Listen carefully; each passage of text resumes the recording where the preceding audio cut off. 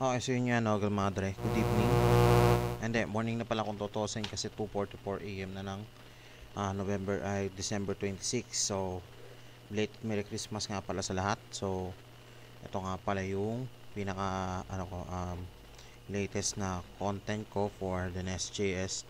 Well, basically, yung first two videos natin ngayon is totally na-create natin from introduction to project setup. So, ngayon, katulad pa rin naman ng dati, focus na muna tayo dito sa folder structure. Actually, itong dalawang to, yung React tsaka Nest, meron lang siyang konting pagkakaiba. So, yun lang yung susundan muna natin na pattern. Then also, yun. Para magkaroon tayo ng konting guide on running the application, basically ito. Kukuha tayo ng ilang ideas on how we can settle up tsaka kung ano pa yung gamit ng at purpose ng mga core files niya sa loob ng source code niya. So yun, balik tayo sa Visual Studios mga dre.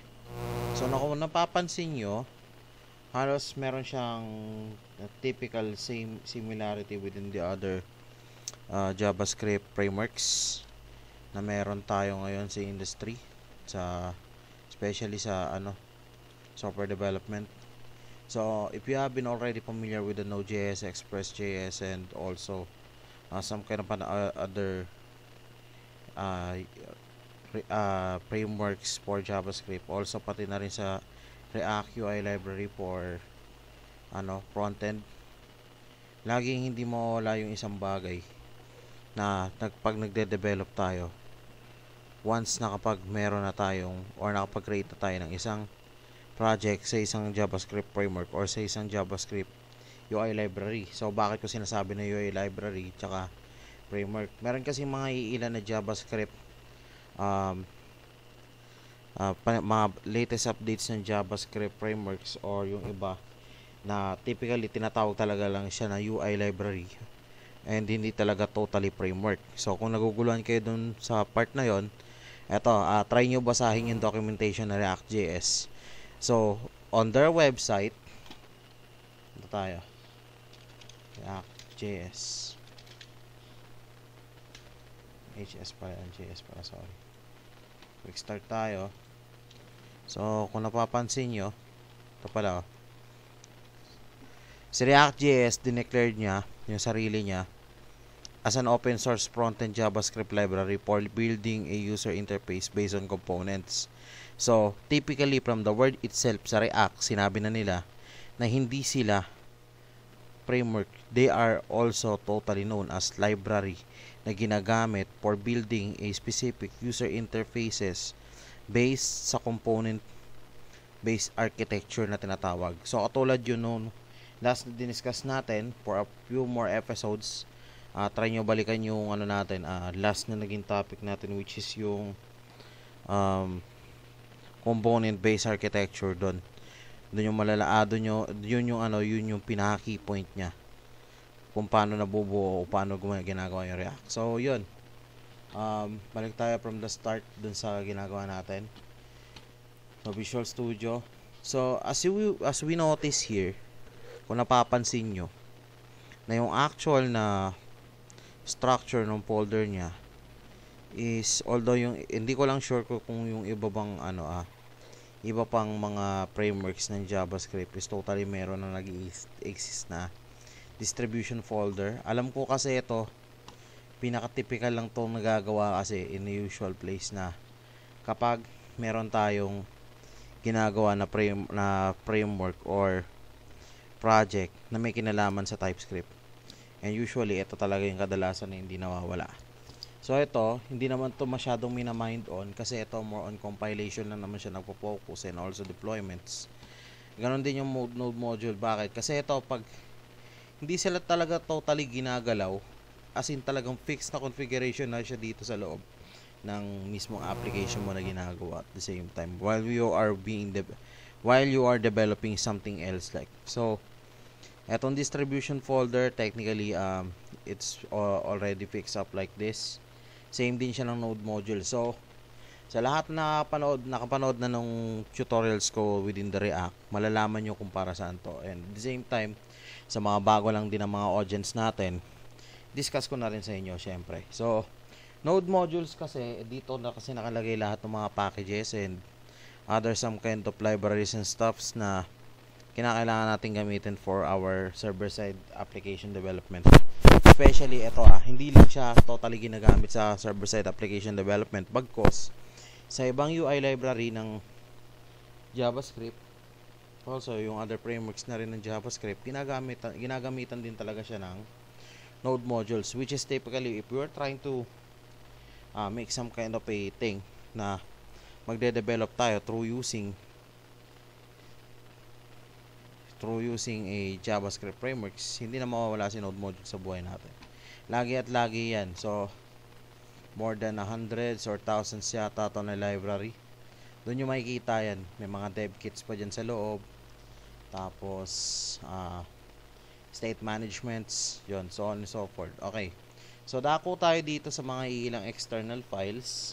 Also, pati na rin dito sa dalawang folder na to. So, SRC, meaning to say, this is the main source code of our this the actual main source code of our application or server-side application. So, sa loob ng source natin or SRC, meron siyang 1, 2, 3, 4, 5 files na existing na. If you're trying to create a new Nest.js server-side application project. So, tingnan natin to. So, meron siyang app controller spec.ts, meron siyang controller.ts, then module.ts, and service. Parang may pagka-redux din pala. So, tapos may main. Ayan. So, ngayon, iisa-isay natin to ngayon. So, para saan nga ba to? So, dahil hindi ko pa totally alam or hindi tayo nagmamarunong sa video na to, we will doing some kind of more research for this one. Ang alamin natin ngayon kung para saan nga ba talaga ginagamit itong 5 files na to. So, start tayo sa controller.ts. So, meron tayong controller.ts dito, tsaka yung controller spec.ts. So, anong pinagkaiba nito? So, yung controller.ts kasi is technically nagano siya, basic controller siya sa loob ng application project natin. Kung saan, meron siya nakalagay na single route. So, tingnan natin kung totoo. Ayun. So, may get hello tayo nakalagay dito. Dito tayo nagsisetup ng single route. Actually, controller pa nga ito eh. Controller pa itong ginagawa. Controller pa itong nandito. Tsaka meron siyang app service kagad na naka-integrate. Which is yung app.service nga na to. Tapos yun. So, technically, meron siyang basic route kagad na naka-integrate dito. Through using it as a matter of controller. So, Control Z natin. Okay.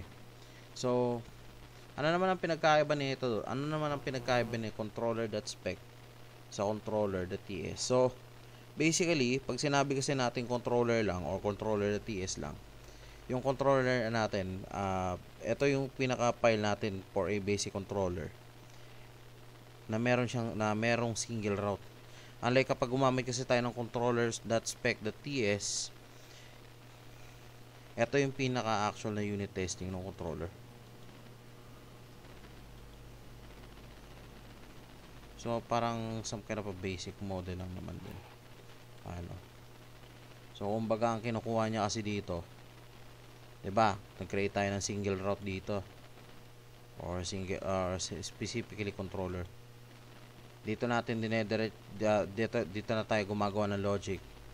Tapos, de-declarate natin siya dito para makapag-create ng unit testing. So, andyan yan. So, yun. Next one is yung app.modules.ts. So, app.module.ts, root module ng pinaka-application natin. Okay. So, dito, siguro malalaman natin to soon kung para saan. Okay, gets ko na. Base pa lang dito sa structures mo, naiintindihan ko na eh. So, module creation tayo dito. Nagsiset up tayo ng specific imports.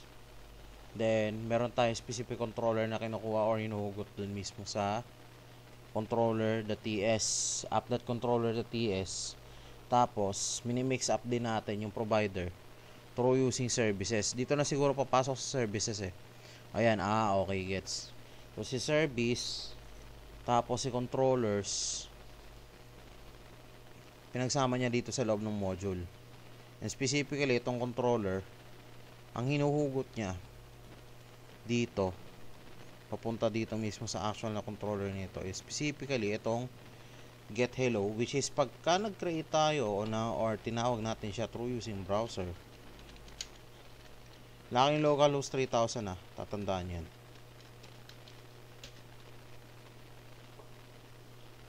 Hindi pa pala siya nagra-run, sorry. Git bash tayo.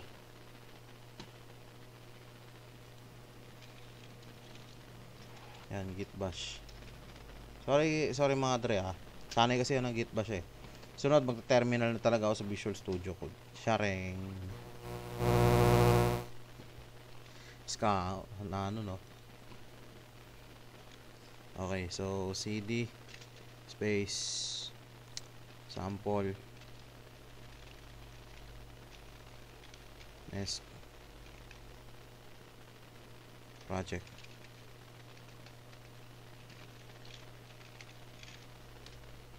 Yan, tapos npm start. Pwede rin kayo mag-yarn na, take note.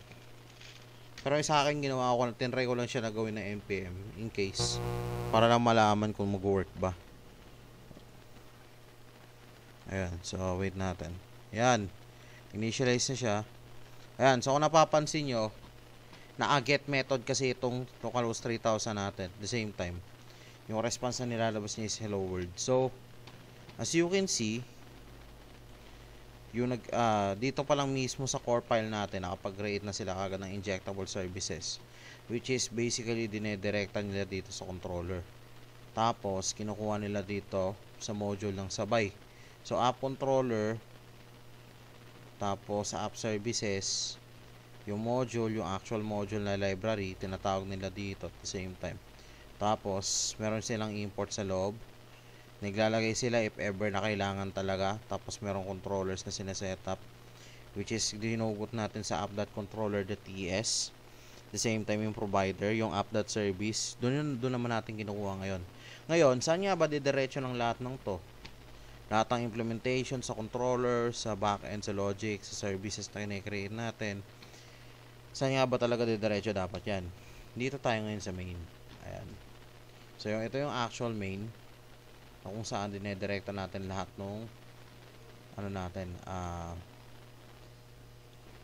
logic natin from modules papunta dito sa main. Tapos kapag tinawag na natin tong app, yung 3000 na to through using localhost, automatic magdi-display na agad siya sa browser,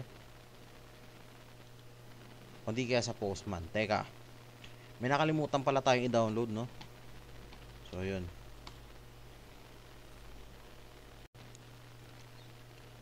So yun, google.com tayo, search natin Postman. So pwede ka mag-download ng Postman directly dito sa site nila. Search nyo lang sa Google, then meron na lalabas dito ng mga links. Yan.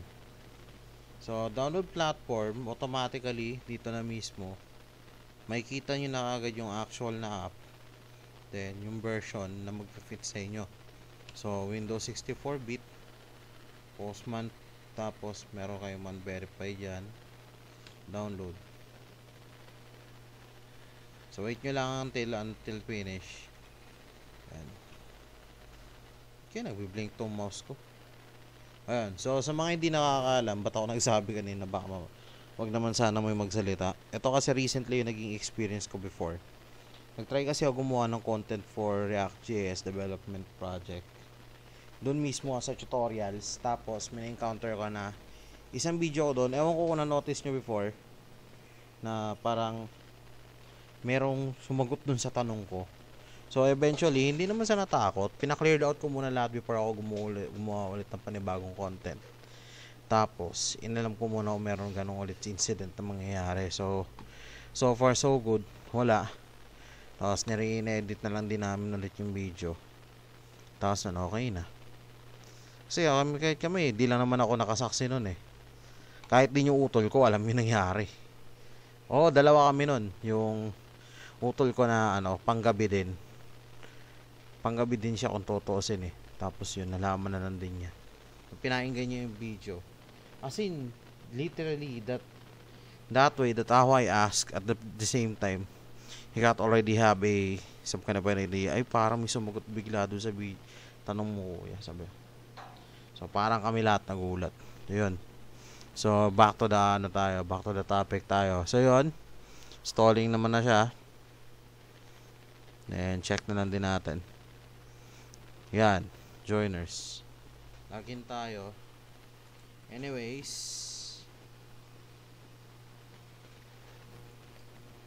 Ayan. Sign in browser. Continue.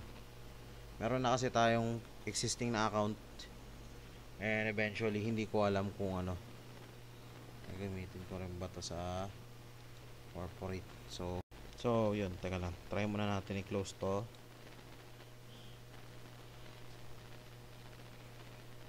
Close tab. Close tab. Close tab.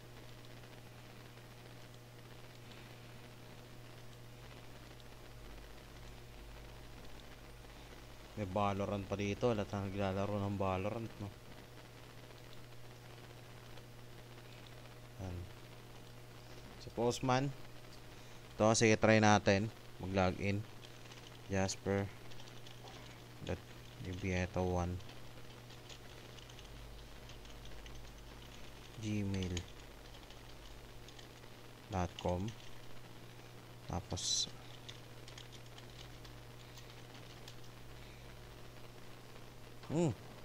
email username password combination din na. Try nga natin submit natin, tapos Gmail tayo dito. May pa I am not robot na pa. Yun. Return to sign in. Tapos Gmail tayo mga dre.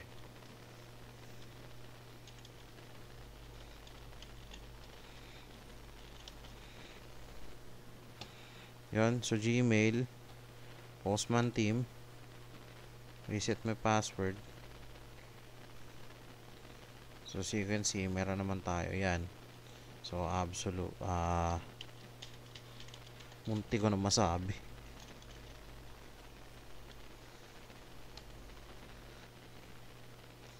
Yan. So return to sign in tayo. So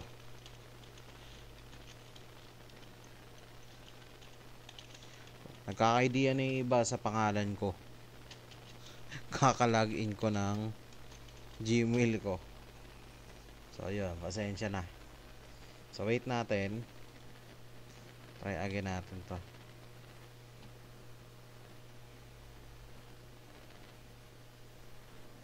Tapos try natin dito.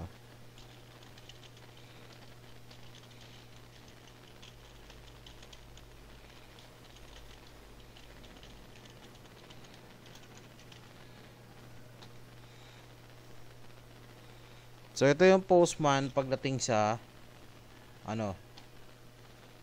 sa web. Andito pa pala to. Yung mga existing APIs ko dati. Workspace nga tayo. My workspace. Ayan. So ito yung current workspace ko. So ayan. Meron tayong konting overview. So, bigyan ko na lang din kayo ng konting papyaw na idea kung paano talaga siya dapat ginagamit. So, open natin yung Postman natin dito. Sa desktop app. Mas prepared ko siyang gamitin sa desktop app kaysa sa web. Pero, eventually kasi itong bagay na to. Malaking bagay rin to if ever na wala kang desktop application. So on and so forth. Everything is more important if we don't have web or desktop application. So yun. So, meron konting pa-overview dito. Bigyan ko lang kayo ng konting idea kung paano ginagamit yung Postman. So, ang Postman kasi mga dre, kadalasan ginagamit siya for specific kind of purposes lang for testing a specific server-side application. So, katulad nitong scenario na to, meron tayong localhost 3000. Try natin i-copy yan. Tapos, try natin pag-return ng hello world yan. Sending request. Ayan. Ba siya. So, dito sa Postman, pwede tayo makapag-test ng iba't ibang klase ng responses. Then, katulad nito. Yan. May mga body. Meron siyang raw. So, pag naka-raw yan, matic and JSON. Tapos, dito rin sa response. Actually, ito. Sa ngayon, HTML muna eh. Pero, saka ko na rin kung siguro i-demo yung ibang parts na itong Postman na to. Actually, ito kasi kadalasan ginagamit for testing, for such kind of things na lahat kasi ng RESTful API na dinedevelop usually in this time, talaga ang nilalabas niyang responses is more on object type na naka-JSON format. So, meaning to say, every responses na lahat ng meron sa loob ng API natin. And also, kung ano yung request na meron na ginagawa natin dun sa loob ng API natin, kailangan naka-format siya as JSON. Yun ang pinaka-default na ginagawa natin sa JavaScript para mas madali nating ma-handle yung mga request and response na meron tayo ngayon. So, dito mo kasi malalaman yan kung okay ba o goods pa yung API mo na ginagamit. Hindi kasi tayo po pwede makapag-testing dito directly sa browser. Bakit? Simple lang. Dito kasi hindi ka po pwede makapag-set up ng sarili mong request. So, kung may alam kayo na iba pong mga platforms or other stuffs na pwede natin gamitin for API testing or RESTful API testing, comment nyo lang dito sa baba ng video. Sige, pwede. Try natin sa susunod. Siguro gawa rin tayo ng konting overview looking dun sa sa mga yung comment nyo sa baba. I know that you have already something that running into your mind right now kung mapapanood mo tong video na to. So, ayun. So, natapos na tayo sa SRC. Basically, balikan natin yung docu. Yung first steps, yan. So, yun. So, may main TS na tayo. So, platform niya, basically, meron siyang nag-aim yung Nest to na maging platform agnostic framework for which is basically yung platform independence makes it more possible na makapag-create ng reusable logical parts na yung mga developers na pwede nilang gamitin as an advantage across to the several different types of applications na ginagawa nila. So, in other words, si Nest is enable niya na makapag-manage to work with any kind of Node HTTP frameworks once yung mga adapter nito is already being created na sa mismong API natin. Then also, meron siyang dalawang 2 HTTP platforms na supported out of the box. So, yung Express na tinatawag natin, tsaka yung Pacify. So, na-discuss ko na to last time sa first page. So, Platform Express kasi basically, dito na natin i-discuss yung pinaka main functionality ng dalawang klase ng platform nito.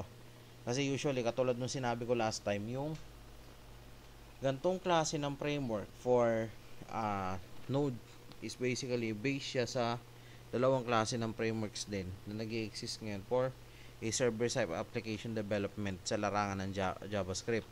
So, yung first one, ito yung tinatawag natin na Express framework. Pangalawa, ito yung Pacify framework. So, isa-isayin natin. Ano yung tinatawag ba natin na Express platform Express? So, ang sinabi kasi natin Express, basically well known na siya sa pagiging minimalist na web framework na galing mismo dun sa Node.js. And, syempre, battle tested na rin naman na siya. Production ready, lahat ng libraries, and napakaraming resources naman talagang po pwedeng implement dito sa loob ng community ng Express.js. So, frequently dito, kasama na rin kasi ito dun sa pwede nating implement sa loob ng ano natin, sa loob ng ano natin, ng server-side application natin. So, meron siya ng Nest.js Platform Express na package library na pwedeng gamitin na sa default. Tapos napakaraming servers kasi, ay users kasi yung talagang napakaalam na sa Express framework. So, aminin man natin o hindi, marami talagang gumagamit nito. Itong Pacify kasi sa akin, basically, madre, totoo lang bago lang sa akin to. Totoo, ewan ko lang kung sa ibang developers ganun din. Kasi usually, pagka nasa corporate ako, halos lahat hindi naman talaga gumagamit ng Pacify eh. Alam mo anong madalas nilang ginagamit? Express talaga. Halos lahat Express. Kung hindi Express, yes, yun. Kadalasan, depende sa project requirement. Pero itong Pacify talagang bago sa akin to. So, yung Pacify kasi, isa siyang klase ng framework na, or platform, na technically, ang pagkakaintindi ko sa kanya, high performance and low overhead framework. Technically, nakapokus talaga siya sa maximum efficiency and speed ng isang application na dinedevelop natin. Ewan ko pero kung kayo may mga idea kayo, madre, ako hindi naman ako maramot na tao para hindi ko kayo payagan na mag-share ng idea sa akin. Pero syempre, kung kayo may nalalaman kayo sa framework na to, pa-comment na lang sa baba kung para saan talaga tong Pacify na to. Yun. So, yung test, discuss po konti na natin. So, konting overview looking lang dito. Okay, so dalawa lang naman pala ito eh. Just E2E lang naman pala to. One JSON file, tapos isang TS file. So, tingin ko hindi naman na siya ganun ka-importante kasi more on magpo-focus lang tayo sa SRC. Total, itong mga app controllers na to is already being, okay. Ito yung nagmamanage ng response niya during testing. Tapos, all the same time, parang may din. Parang may pagka-routes din. Pero usually, dito lang nanggagaling lahat ng response. So, parang lang din siya. Some kind of a condition statement lang din pala to. Okay. So, siguro, etong mga ibang files na to, technically, we got already discussed the SRC and also the test. Iba kasi dito, totally, familiar na tayo eh. Except lang dito sa CLI na to eh. Usually, ito yung JSON file lang din naman to halos na ginagamit for or pwede nating integrate while we are doing some kind of creation of a project, especially right at the meantime. Tapos, ito, ESLint. Yan. Export yan. Ito, kadalasan makikita mo talaga to sa mga TypeScript framework TypeScript based frameworks. Then also, ayan, the rest is default. Package.json, package.lock, then also readme, tsbuild, tsconfig.build, tsconfig, which is basically ito, makikita mo na talaga to usually. Yung tsconfig, tsaka yung tsconfig na to. tsconfig.build, usually makikita mo na to sa lahat ng mga TypeScript based frameworks na nag-exist. So, ang hindi lang bago kasi dito is yung package.json. So, yun. So, yun yan muna mga dre. Sa ngayon, ito na lang muna i-discuss ko ngayon. So, preparing kasi ako ngayon for for uploading of those 3 contents na may kinalaman sa Nest. Then, also sa ngayon, tinatapos lang namin yung editing. Tinatapos ko lang din halos yung editing. Then, siguro mga after 3 to 4 days, upload na agad. Dire-diretso. Tapos, don't worry sa mga nagtatanong kung paano yung React.js pala. Sa mga nagtatanong itutuloy pa rin naman namin yun. So, baka tomorrow, well then, we're going to be proceeded as well at the same time on that part. Then also, tuloy-tuloy lang din tayo sa content creation natin. Then, nga pala, paalala ko lang din pala, siguro magkakaroon din ako ng panibagong mga ilang bagong segments or other contents dito. Siguro mga konting reality check lang about life sa loob dito ng channel ko. So yun nga malalaman nyo lang sa lahat yun sa susunod. Medyo magkakaroon tayo ng maraming bago dito. So yun nga. So hanggang dito na lang muna tayo mga dre. Maraming salamat. Thank you and have a good morning to all of you. Peace.